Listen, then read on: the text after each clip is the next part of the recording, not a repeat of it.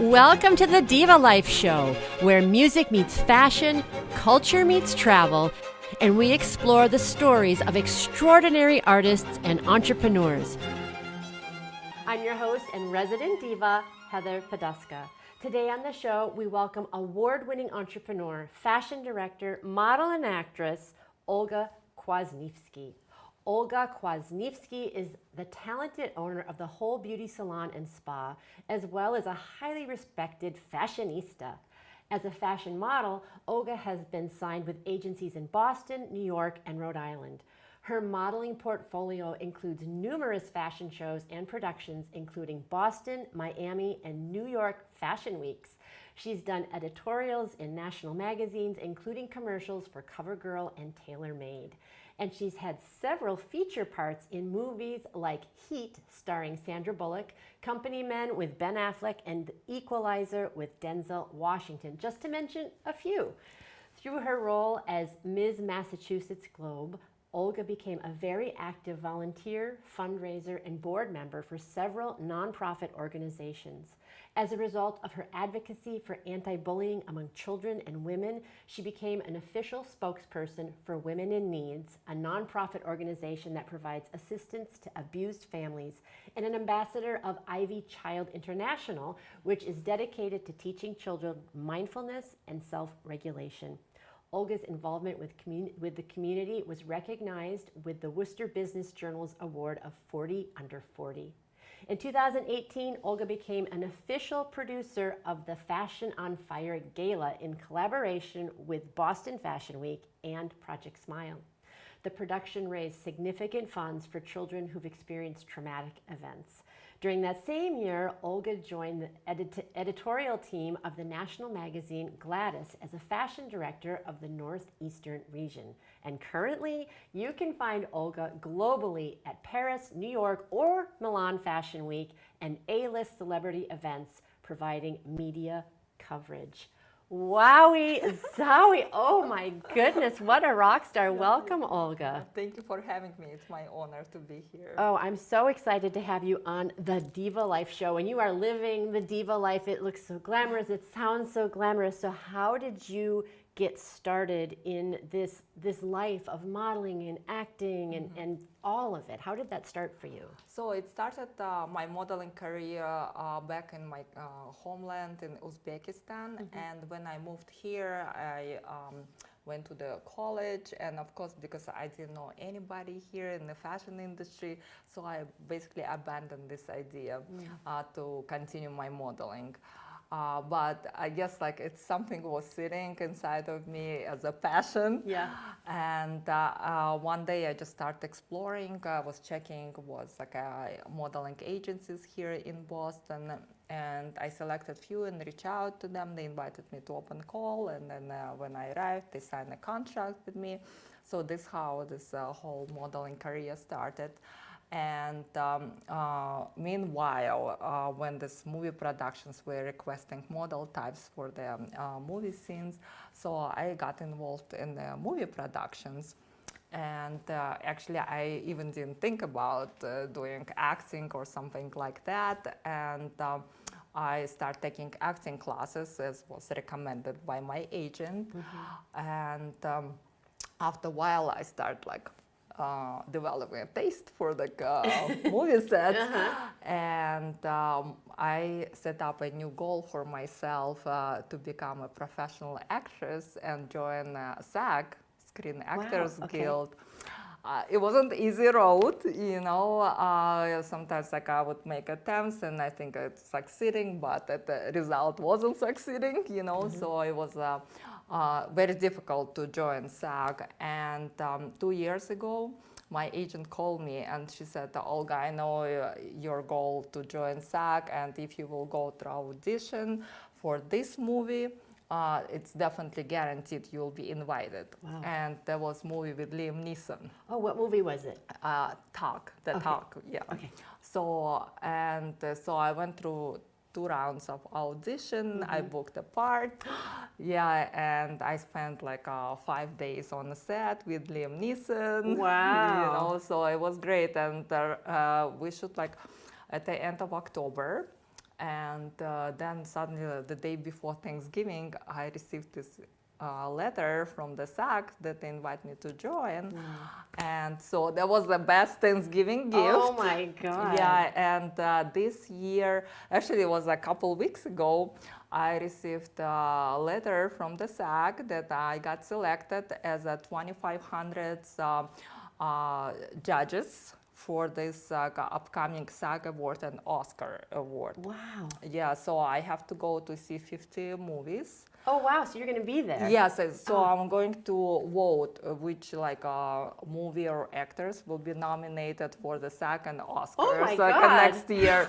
Yeah, so it's like a unreal, unbelievable thing is happening to me because they have 160,000 of the members of the SAG, and to be selected to be among 2,500, it's like chances are like 1%. Oh my God, that is incredible. Yes, Congratulations. Thank you so much. Oh my gosh, well you'll have to come back on and tell us what it Yes, was like. exactly. Yes, I will. Oh my gosh. Well, obviously from what you said, it's not just that you fall into this, right? It's not you just fall into modeling or fall into acting. It takes a lot of commitment, dedication, Yes. hard work, learning, resilience, Right. falling, getting back up. Where do you think that came from inside of you? Because a lot of people try and they give up, or they get, it doesn't work out for them. Where does that drive, because you've obviously accomplished so much in your life already, where does that drive come from, that inner motivation come from for you? I think it came from my childhood, from my parents, because my parents were a great example of being goal-oriented, very organized. And my parents actually achieved a very high social rank in their life. My dad was chief of Ministry of Internal Affairs, and my mom was professor of economics at the university of my city. And I constantly saw how much, my dad, for example, he was building his career and he was striving to excellence, and I have a sister as well, so they basically, we were never were indulged or spoiled, and we always were demanded to be honor students at school, and just parents never will accept if I will get a B, so yeah, so I think it's coming from my parents. Maybe at that time when I was a child, I was very resistant to that discipline, but right now, looking back, I'm very grateful to my parents, for what they gave me. Yeah, so I read that you came from Uzbekistan and you came to the United States and you shifted gears and wanted to try something new. So tell me a little bit about that decision and how it affected you doing that. I mean, you made a big change to come to the United States, and you've been here a long time now. Yes. Yeah.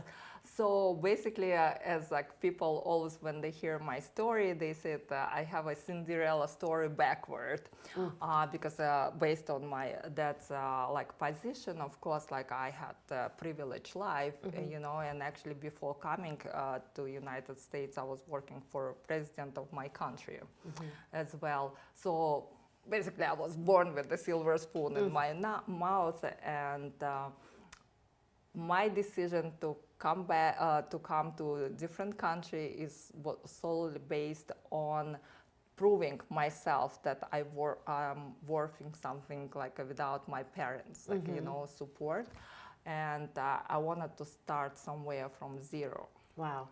Most people want to keep that silver spoon in their mouth, and you're like, no, and I'm going to take that out. I'm very rebellious, Yeah, so that was my point why I immigrated to United States. I went to school here, graduated within 2.5 years with double major.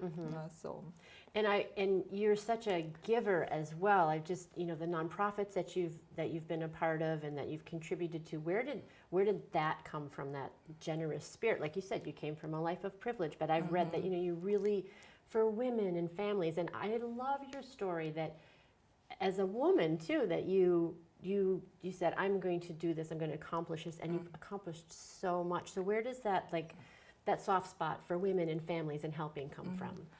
I mean, yes, besides that, I was living a privileged life, but I still was observing, other families, and actually my work at Office of the President when I was actually dealing with correspondence from local population, and when they're trying to reach out the government with their problems. So, and I would be like in the morning sitting and reading those letters. So it actually really broke my heart, reading that, And also I believe in life, you have to give, you have to share. And I truly believe if God gives me something or I'm accomplishing, it's because of the help of other people to me. And that's my duty, to share with other people and help them. I love that. I love that. So you gave that, and one of the sort of the venues that you started that was through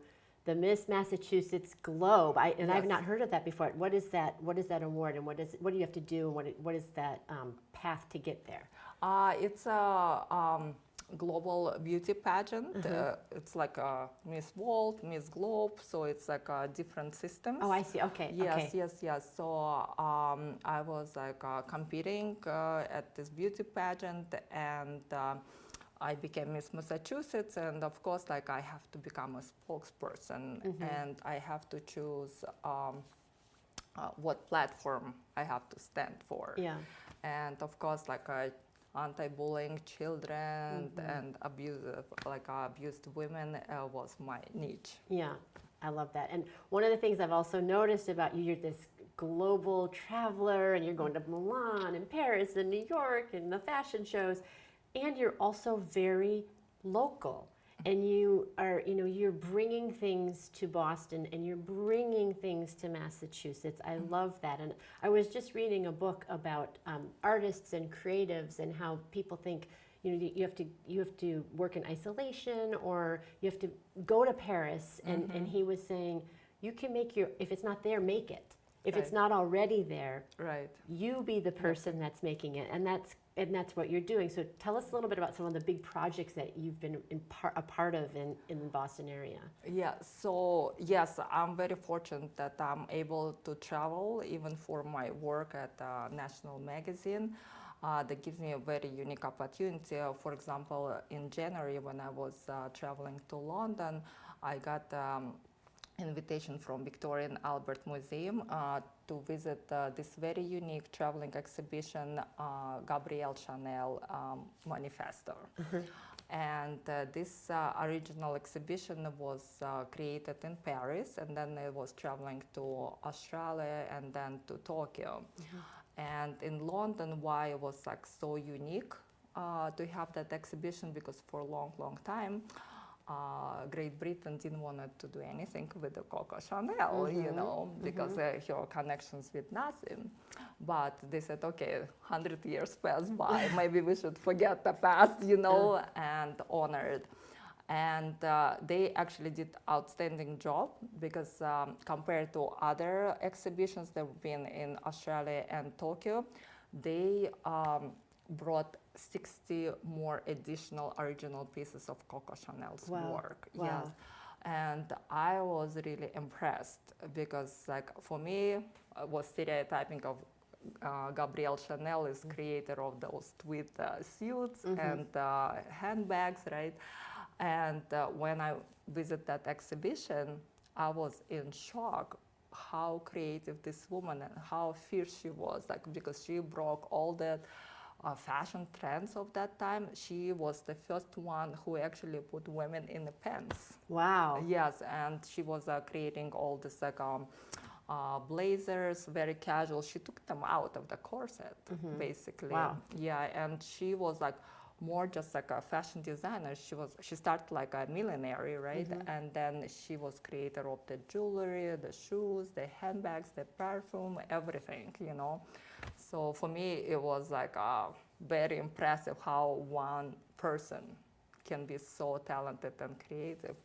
And that led me to come back here to Boston and now start thinking about, I want to produce the fashion show that will pay tribute to this incredible woman? Yeah, it's such an interesting question because I don't know if you watched it, but I watched the Dior show. Did you watch that? I watched what you mean, fashion show No, or it the was a movie? show. It was like a series. I don't know if Yeah, it it was was on a movie Netflix. on Apple. Yeah, it was Apple like a TV. series, Yes, and it was like, wow, she had a complicated history, and I think it's such an interesting question when you have people, like Michael Jackson, and it's like, okay, how do you separate, the parts that you don't like that are problematic from the contribution that they make to the world? And I think it's an interesting thing that you're talking about how she, we don't like this part of what she did, and she also liberated women in certain ways from uncomfortable clothing, wearing pants, having this. So I think it's a really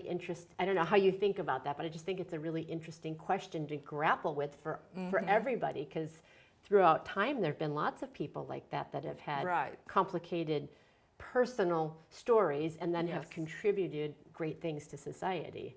I think it's like really like all these historical moments you cannot like take as a black and white. You have to understand the circumstances the person was in, forced to do certain things, and definitely Gabrielle Chanel, I think, was forced, to do what she did, Maybe it's not very by moral standards, but she had to survive her business, because when she came back to Paris, her partner took everything, her whole fashion house, so she has to start from the scratch. And when she came back, she discovered she's not the only one greatest designer in Paris. It's like Christian Dior, Pierre Balmain, Yves Saint Laurent already like stepping on her toes. Well, I think it's really interesting to take someone who's like a historical figure, and then you've invited all these new designers that get to have their voice and to showcase their work. So tell us about some of the cool designers that you're working with that are, and what they're bringing. Yeah, so basically this year I established my own company that calls Olga Constantia Showtime. And it's based from like 2017 when I started producing the fashion gala, fashion shows. And this year I felt like I'm like so full of force, to do on my own. Yeah. And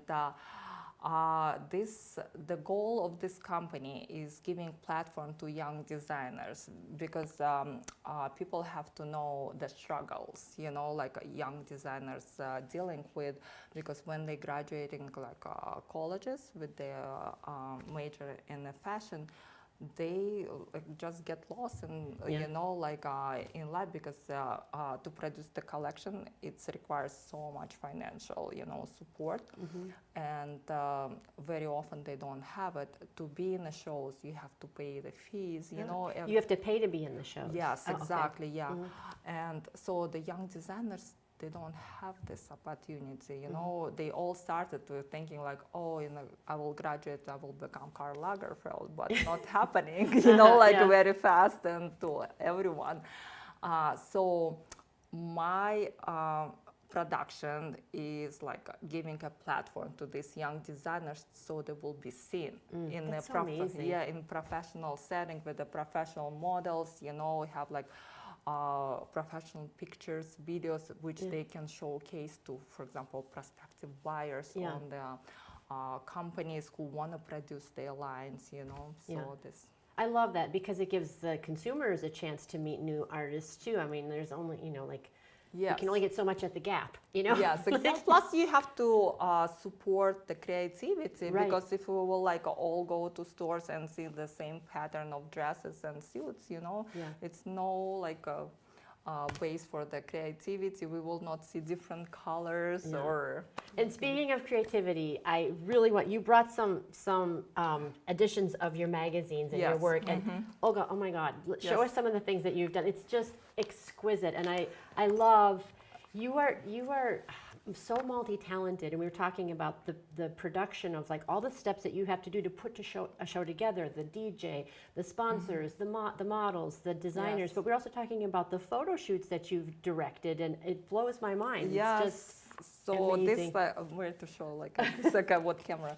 So this is like a cover of the French magazine, and they published the historical editorial that I had the idea for a couple years to create, and it was like a yes. Oh, yes. This is incredible. Incredible. Look at that. So, Amazing. Yeah, so and you're on the cover too. Like, show the cover. yes, the cover. Is, yes, over that's here, incredible. like Marie Antoinette look. Yeah. And you were saying that you had the concept. You worked with the designer and the makeup artist. Yeah, and we everything. actually created all these 3 looks because it was like right during the COVID, and we were very squeezed in time frame and conditions. So all these 3 looks, this by him in. Oh, that's like, amazing look, too. Yeah, like yeah. And you did it in one day. In one day, and yes. in Massachusetts. Yes, exactly. So, like, yeah. I love that you are using what is here. Yes, and love this that. one was like shot in Gloucester. Oh, that's so awesome. Yeah, I love well, that. it looks like a 1920s. Oh, it's you know, that was amazing. like, But you are such a great model. You Yeah, transform thank the you. looks each time. I'm like, oh, it's a new woman. It's a new woman over I here. have a very creative team, you know, like very talented people who Yeah. help me to achieve that. You know, Yeah. without their talents, of course, I will be not able Yeah, to do and that. you have to have the vision too, which is what you bring to the table. I love Yeah. that so much. And the thing of the show in London, Yes. Mm-hmm. what parts of it do you think you're going to build on and Yeah, change? this For... was the exhibition that I was talking about that's in so London. amazing. Yeah. Now, was Coco Chanel the one that did that multiple necklaces? Yes. Oh, the good. I'm pearl so one, happy yes, because I the was pearl like, one, yes, I don't have the exactly. pearls, but I have these. Yes, so, you like... do. You like right up to the par. Oh, good. So, are there going to be what aspects are we going to be like? That's like so typical of a Chanel style that we're going to see at the show. Yeah, so it will be like 6 designers Okay. who will showcase. So one of them is Melina. Yes. Your Who's been on former the show. guest. Yes. And she is going to create a very beautiful evening gowns like collection. Oh, the nice. very new one specifically for this show. I have another designer, Tatiana Ariane, who will do like kind of a mix of casual with the evening wear nice. collection as well. So it's in the production right now. So all these looks will be completely new. Oh, nice. And then we have a Viera Lux by Dina Akel. So there will be kind of like mix of the collection with it will be like a men's suit, a wedding gowns, nice. evening gowns. So, and then I have 2 other designers. It's like Batul Al Rajdan. She's from Jordan. Okay. And she does 3D printing. Oh, neat. Yes, Yeah. and she was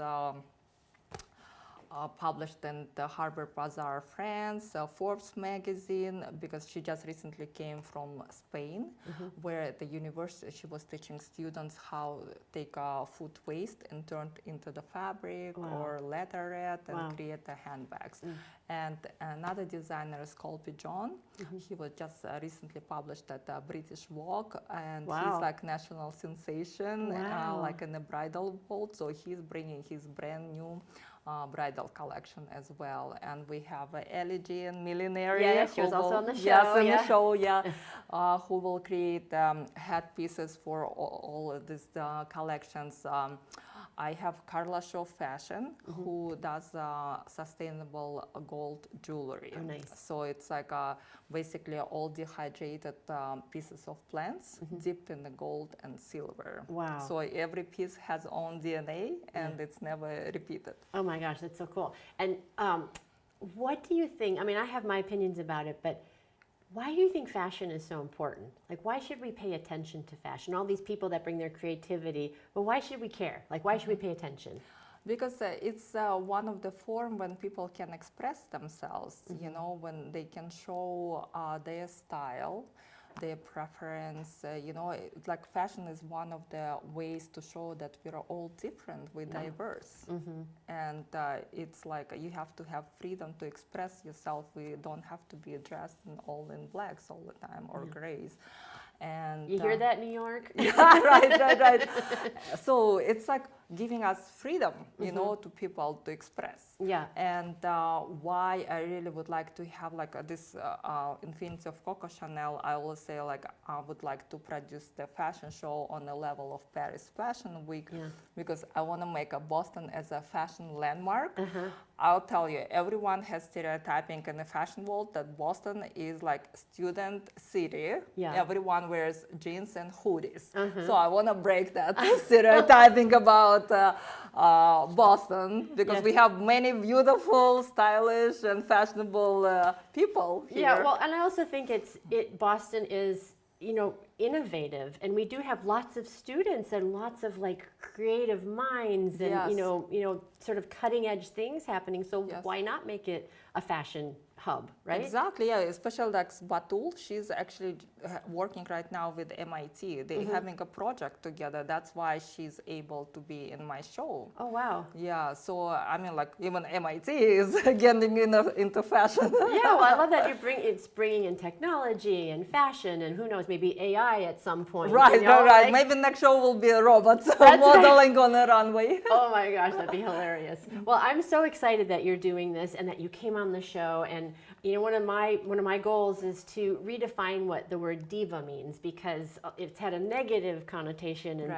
for a long time. But I actually think it's a celebratory word. So what do you think of when you think of diva, and how can more women embody that? Yes, I absolutely agree with you that a term of word diva has changed lately. You know, for example, if I would hear right now word diva or someone identified like that, I would think it's very accomplished lady. You know, she's like multitasking. She's capable of many things. She's very fearless, you know, to try new things. And that's my definition of diva. Well, that's you. I mean, fearless, trying new things, and fabulous. And I think of, I mean, the Olympics are happening now, and I'm thinking about Celine Dion, how brave she is, and you know, to step back up to the plate and use her voice again, and you know, reinvent herself and come back. Exactly, especially in her health condition right now. It's just like a good example for people. Yes, we all have like problems, we're struggling with something, but you have to find the inner force and power to get up and continue what you're doing. Well, you certainly have that inner force and power, and you're doing amazing things. And I can't wait. I can't wait to see the collections and the shows. And thank you so much for coming on the show. And if people want to know more about you, about what you're up to, where can they find you and learn more about what's going on for you? Yeah, it's like I have several Instagram accounts. It's Olga Constanza Showtime.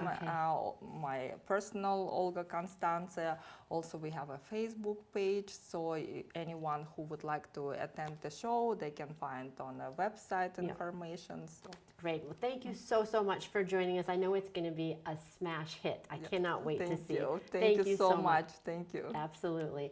And thank you to all of us for joining as well. And until next time, as always, here's to hitting all your high notes. Take care. Bye-bye. Thank you so much for joining us for this episode of The Diva Life. I hope you enjoyed the show. And be sure to join us next time as I interview another amazing artist or entrepreneur.